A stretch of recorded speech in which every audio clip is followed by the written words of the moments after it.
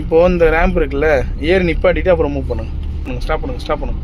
Stop stop stop stop. Move பண்ணுங்க. Super. என்ன கீழே இருக்கு?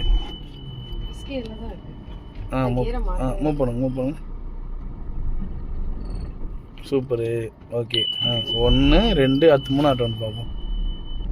ஓகே. 3 அட்டெம்ப்ட் காலி. சரி 4 அட்டெம்ப்ட் பார்ப்போம்.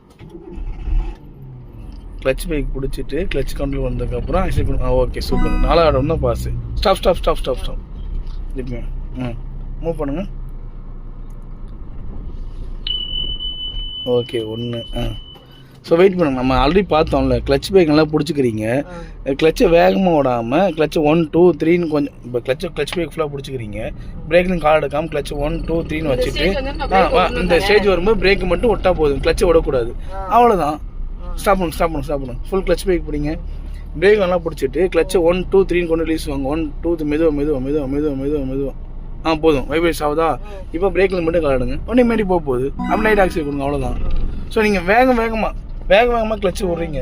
ஸ்டாப் பண்ணுங்க. Stop stop stop stop stop. இப்போ மூவ் பண்ணுங்கள்.